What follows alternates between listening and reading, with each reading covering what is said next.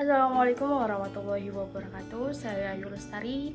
Saya berasal dari program studi S1 Manajemen di Universitas Aisyah Yogyakarta dengan nomor induk mahasiswa 2110601056. Baiklah, di sini saya akan memaparkan sedikit materi mengenai dialektika akal dan alam semesta.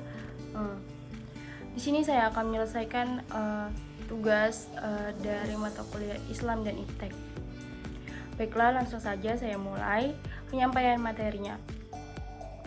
Di sini saya akan berpresentasi mengenai judul dialektika akal dan alam. Baiklah, langsung saja saya mulai saya penyampaian materinya. Yang pertama yaitu informasi tentang pra penciptaan manusia tidak bisa dijelaskan oleh sains. Meskipun demikian, informasi tentang hal ini bisa didapatkan dari kitab suci Al-Quran yang memberikan informasi yang cukup signifikan tentang hal ini.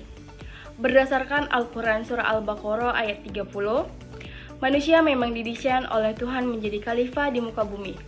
Oleh karenanya, Allah memberinya kelebihan jika dibandingkan dengan makhluk-makhluk yang lainnya. Allah mengajarkan ilmu. Berdasarkan Al-Quran surah Al-Baqarah ayat 30, menyeratkan sebuah pesan bahwa jika manusia mampu memahami pengajaran ilmu yang diberikan oleh Allah, maka sesungguhnya Allah sudah menanamkan semacam piranti yang bisa menerima, mengolah, dan mengembangkan ilmu, pikiran, atau akal. Selanjutnya yaitu refleksi sejarah awalnya manusia di muka bumi. Salah satu generasi awal manusia di muka bumi ialah diciptakannya Qabil dan Habil. Keduanya merupakan putra Adam. Untuk memenuhi kebutuhan pangan, mereka melakukan domestika tanaman dan hewan. Qabil mengembangkan domestika tanaman, sementara Habil mengembangkan domestika hewan. Keduanya pernah terlibat dalam konflik dan kompetisi dan ditengahi oleh ayah mereka dengan cara kurban. Barang siapa yang diterima kurbannya oleh Allah, maka dialah yang memenangkan kompetisi itu. Maka keduanya pun berkurban sesuai dengan hasil pekerjaan yang mereka tekuni masing-masing. Qabil berkurban dengan hasil pertaniannya, sementara Habil berkurban dengan hasil peternakannya. Ternyata akhirnya Allah hanya menerima kurbannya Habil. Hal ini menimbulkan perasaan iri dan dengki dalam diri Qabil, sehingga mendorongnya melakukan pembunuhan terhadap Habil. Hal ini merupakan tragedi pembunuhan pertama dalam sejarah umat manusia. Lanjutan dari kisah Qabil dan Habil, benang merahil dan akal. Setelah Habil terbunuh, Qabil kebingungan. Apa yang harus dilakukan terhadap jenazah Habil? Sebagai manusia generasi pertama, Qabil tidak punya pengetahuan dan pengalaman tentang hal itu. Maka Allah mengirimkan 2 ekor burung gagak untuk memberikan contoh kepada Qabil tentang cara mengurus jenazah saudaranya itu. Dalam Al-Quran surah Al-Maidah ayat 31 tersebut menyeratkan sebuah pesan bahwa akal manusia bisa diaktifasi melalui proses interaksi bersama pesan bahwa akal manusia bisa diaktifasi melalui proses interaksi bersama alam.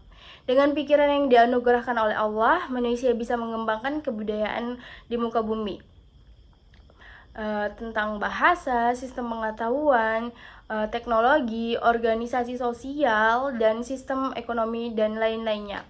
Oleh karenanya Al-Quran menganjurkan agar manusia melakukan penjajahan di muka bumi untuk mengaktifasi pikiran atau akal agar menghasilkan ilmu pengetahuan. Pre-human hominids.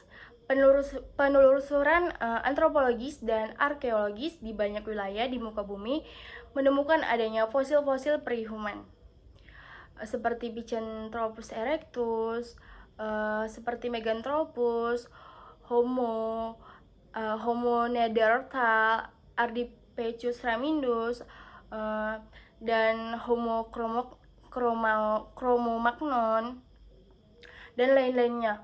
sebagian hominida yang menunjukkan lapisan-lapisan historis purba. Fosil yang berusia lebih muda tampak lebih cerdas dengan volume otak yang lebih besar tentunya. Lapisan-lapisan historis purba itu juga mencerminkan perkembangan yang lebih besar. Tentunya lapisan-lapisan historis purba itu juga mencerminkan perkembangan teknologi purba untuk beradaptasi di alam sekitarnya. Sebagai hasil temuan arkeologis di sekitar fosil-fosil mereka, salah satu teknologi purba yang mereka inisiali ialah domestika tanaman dan hewan. Generasi terakhir makhluk hominida itu bukan diindikasikan telah menemukan api dan menggunakan untuk membuka lahan pertanian seperti free-stick farming. Selanjutnya yaitu transformasi agama dalam transisi lintas generasi umat manusia. Dalam antropologi klasik dikenal adanya monoteisme primitif, bahwa pada mulanya manusia hanya mengenal satu Tuhan. Akan tetapi seiring dengan persebaran manusia menjadi beragam bangsa dan bahasa, Tuhan yang satu itu diaktualisasikan dengan sebutan yang berbeda-beda seiring dengan perkembangan bangsa-bangsa dan bahasa-bahasa. Aktualisasikan Tuhan dalam sebutannya berbeda-beda itu akhirnya dipersepsikan sebagai sosok yang berbeda-beda satu sama lain. Disinilah awal mula munculnya keyakinan politisme. Ketika bangsa-bangsa itu mengalami involusi menjadi kelompok suku yang lebih kecil, maka konstruksi tentang Tuhan pun semakin mengalami diferensiasi. Ada Tuhan yang besar dan ada Tuhan-Tuhan yang lebih kecil dengan beragam fungsinya.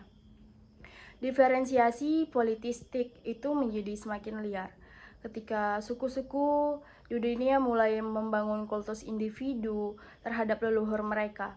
Hal itu diabadikan dengan dalam Al-Quran tentang umat Nuh yang menciptakan patung pertama dalam sejarah umat manusia. Baiklah, mungkin ini saja yang dapat saya sampaikan. Kurang dan lebih dalam penjelasan saya mohon maaf. Saya akhiri, wabillahi taufiq wal hidayah. Wassalamualaikum warahmatullahi wabarakatuh. Terima kasih.